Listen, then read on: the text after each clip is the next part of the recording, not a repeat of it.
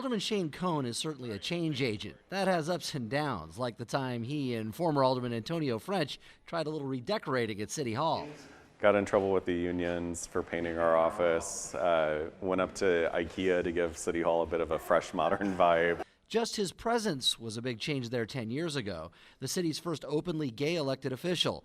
He's quick to point out that there's one thing the passing of a decade has not changed. You know, I'm still the only openly gay or LGBT representative in city government, so I wouldn't exactly say that we've made, huge strides.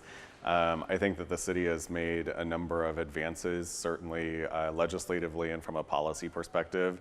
Having a seat at the table has certainly made a difference in terms of changing some of the conversation and dialogue that takes place. Is he surprised that no other LGBT politicians have followed his path? A little bit, and then not so much. I mean, St. Louis politics is a fickle friend, and so I'm actually really happy and was very excited that this past election cycle, this past municipal election cycle, we had, I believe it was 4 openly LGBT QIA candidates running for alderman. And so none of them won, but I think it's a really strong testament that we actually had that many people. I think it's probably the largest number that we've ever had in the history of the city running at the same time. History is something Cohn is clearly aware of, but not necessarily trying to emulate.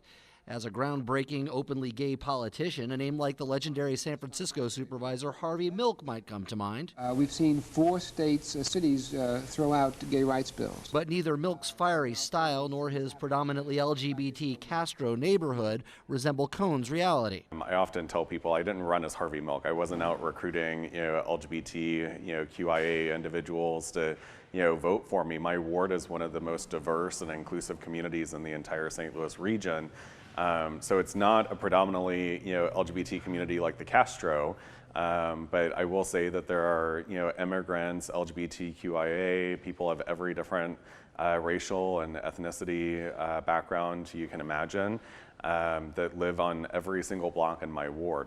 And when he talks about things that St. Louis can do better, that broader inclusiveness is what he leads with. Being more understanding of our communities of color, of our immigrant communities, and our brothers and sisters in the trans population are definitely areas of awareness, education, understanding, respect that we need to make some serious advancement on. As for LGBT rights, his report card for the city he loves is a mixed bag. He says it's all about how you look at it. I think from a policy perspective, St. Louis leads the state of Missouri, but the state of Missouri is far behind, other places, particularly on the coasts, where communities are much more open-minded and progressive towards issues across the spectrum of social justice issues. But in the Midwest, St. Louis is certainly a beacon for those in the LGBT community.